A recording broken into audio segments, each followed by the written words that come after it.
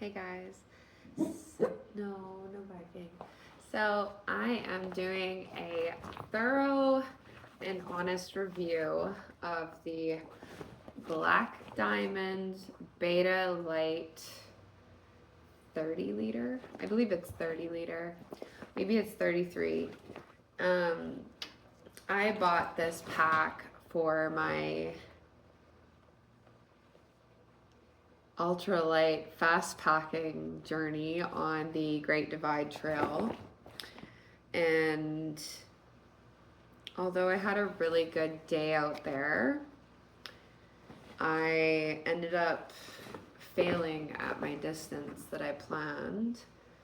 And there are many factors involved, including being out there with the wrong person. So the real reason why I stopped on my Great Divide trip was because I had experienced hyperthermia twice in the first day. And it wasn't because of anything that I was doing. It was the person that I was out in the mountains with was taking so many breaks, and they were stopping for gear changes, but I was also stopping for gear changes.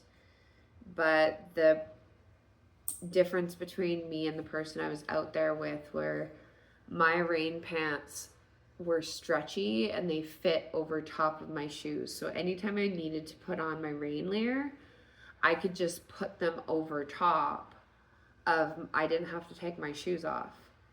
The person I was with brought rain pants that were so inappropriately tight for them that they had to take off their gaiters and shoes every time that they needed to take on or off their rain pants. So I was experiencing hyperthermia. I had blue fingertips, like fingernails, and blue lips. And I couldn't generate enough heat in my body because I am quite a, like if it's cold, I get really cold. But I also stopped losing the ability to use my hands whenever I experience hypothermia. So we were getting hit with serious weather, and the person I was with was completely unaware that they were the one that was causing my hyperthermia, and they were just like gung-ho. And they kept wanting to stop, and every time they stopped, they would take out, like they were taking out all their gear. And I realized that even though that person had done substantial mileage before in one day, we were now doing something completely different than just ultra running. We were fast packing with substantial weight on our backs. But for some reason, I'm a girl, and this person that I had there with me was a guy, and they had 10 extra pounds than me. And usually it's the other way around. Usually girls try to bring more stuff, but it just wasn't a good day. I was wearing the wrong shoes. My Solomon Ultra Glide 3s were terrible. So they have a memory foam sole. I will do a more thorough review of those later on. But the memory foam sole, it was great testing all the way up until I ended up getting completely saturated with water, and there was no way of the shoes like draining. So every time that we were hit with weather, I was getting this sloshing in my shoes, and it was awful. This pack is probably the most poorly designed shoulder strap system for what it advertises that it's supposed to be for. So 30 liters of weight, or 30 liters, like if you pack these straps, so I have put additional straps, padding on the straps, as you can see. I ended up putting like I think it's 1/2 inch or 1/4 inch foam underneath the shoulders. So you can kind of see that I've like added padding, because before there was nothing. This pack is probably one of the most uncomfortable systems I've ever put on my back. So when you weight it and you actually have the pack fully loaded, what happens is it pulls the straps this way, and it actually, if you have these straps done up, which are supposed to stabilize the pack, what happens is they actually pull on your shoulder blades. And if you're a woman, what I experienced was I ended up having to take my bra off, because where my bra strap goes over my shoulder or collarbone is exactly where the pressure point of this pack goes. I'm quite a petite human. Like I wear between size 0 and size 4, depending on the model of outdoor wear that I'm getting. So I'm quite small. I'm very tall, but I'm very little. So this was a size small, because I actually didn't want, when it was fully loaded, I didn't want it sitting on my glute muscles. I wanted it just above that. This pack has many flaws to it, and it wasn't cheap. I think it was just under $400. These zippers on the waist belt, they actually open up if you don't buckle them closed into this buckle. So the way to keep them closed is you just loop the zipper through the waist belt. I learned that because I lost a beautiful pair of merino wool gloves my first day putting them in here, and it opened up and I lost them. So the reason why I bought this pack was because it was advertised as a running style vest. There is literally no padding on this vest system, and it was the most uncomfortable I've ever experienced. And I mean, we were packing really, really light. My bag was only, I believe, 20 pounds. And we, like, even though we were backpacking and we had planned to be out there for 5 to 6 days, we had actually had someone go and cache food for us at a campground in Bear Lockers. So we were only carrying 2 to 3 days of food at a time because how small these packs are. The color isn't great. The fact that they're black, they were really, really hot. The great thing about this pack is that it has a completely waterproof layer on the outside. It was a great pack other than the way that it felt on my back. So the first day we were supposed to do 50 miles, and I realized I didn't want to be out there with the person I was out there with getting hypothermia. Like, they were completely oblivious to what I was, like, the unsafe position I was in, and they were like stoked. And they kept asking, like, even when I pulled the plug and I was like, no, we're getting a hitchhike out of here while we still can, because we had only covered 30 kilometers and 1,400 meters of gain in 10 hours. I couldn't understand, but it was because we were stopping for gear changes, and the gear changes involved taking on and off shoes. And it just, when you're out in the Alpine, you cannot take forever to do gear swaps. You can't be taking your shoes on and off, especially when you're wet and cold. So I couldn't generate enough heat. And I had a few things that happened, like my jet boil ignition stopped igniting and I didn't bring a lighter. So I didn't even know that jet boils do that over time, that they don't ignite after a certain amount of times. Um, so that was really frustrating. Um, and just the weather that we were getting hit with for the first day was unreal. Like we were experiencing anywhere from 3-degree um, torrential downpour to really, really hot conditions like 5 minutes later. So it was really, really crazy. It's been a really moody summer here and raining a lot.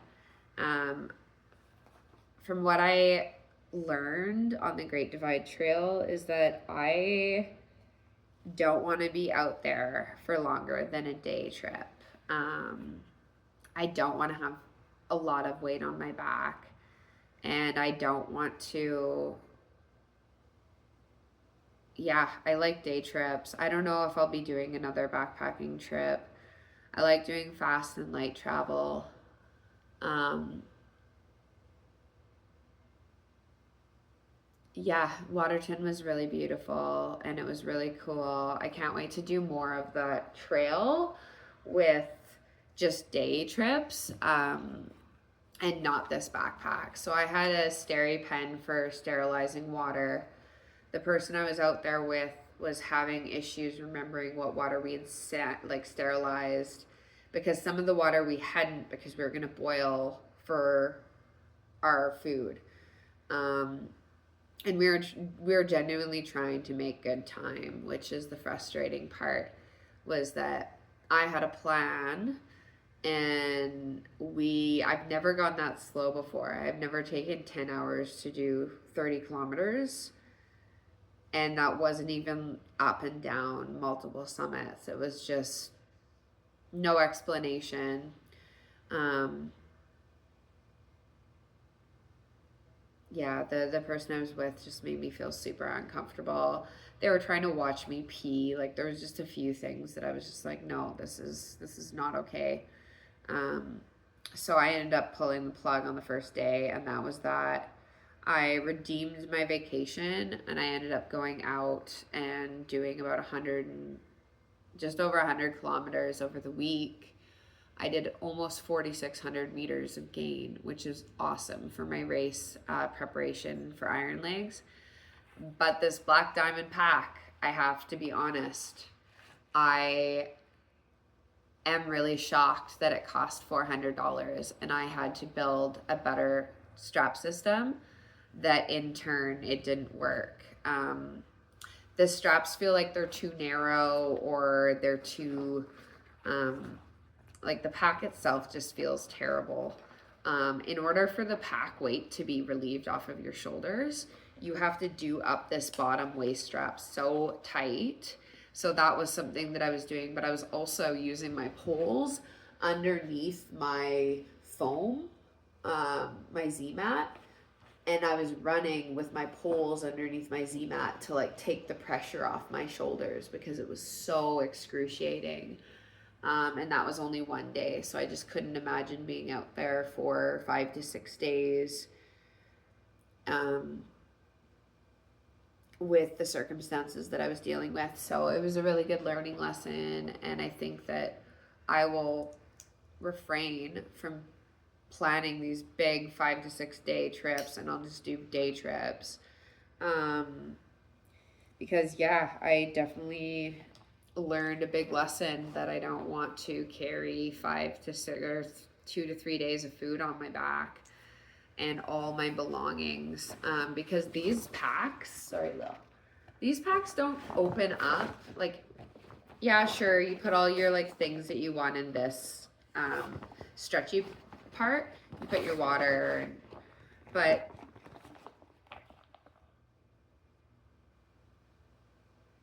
you can't really get into, like, if you have a sleeping bag. So what I had in here that took up a majority of my space was my sleeping bag, because we were out there potentially going to be out in, 7 or -7 degree weather.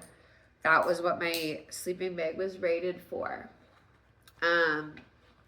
But the problem was was my sleeping bag took up more than half of the inside of this because I wanted, and it was down, I wanted it to be kept dry.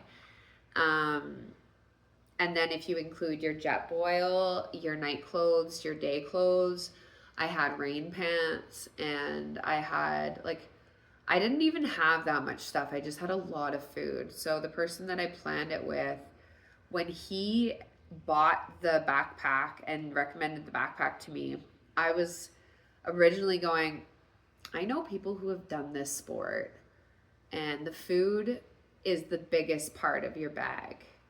Um, because you can bring dehydrated food, but it's actually the content of the noodles and the carbohydrates that are dried that you can't compress. So there's quite a substantial amount of food. So for 5 to 6 days, I had 2 giant Ziploc bags full of stuff. And what we planned on bringing was, I brought, I think, 3 packs of ramen for lunches. And then I brought those mountain dehydrated pre like pre-made meals that you buy, um, and I had 2 avocados, I had pine nuts, I had a bunch of South African beef jerky, um, and I had some powdered peanut butter and things to add into my ramen to make it more like a pad thai. But and then I had some like candy, and I had some coffee and things for like breakfast. Like I had tortillas and dehydrated eggs. Um, but yeah, it was a lot of food and a lot of weight. And it was hard to know what to bring. I'm really lucky that I brought all the gear I did. So I didn't actually regret bringing anything. I do regret not trying out my Shiwi and getting like more comfortable using that because of the company I was with. Um, you know, there's not a lot of places to pee off trail on these types of trails.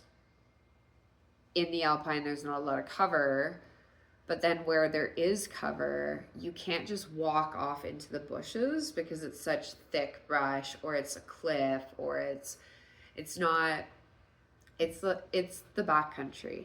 You can't just step off trail easily there. It's quite established trails, which was really cool.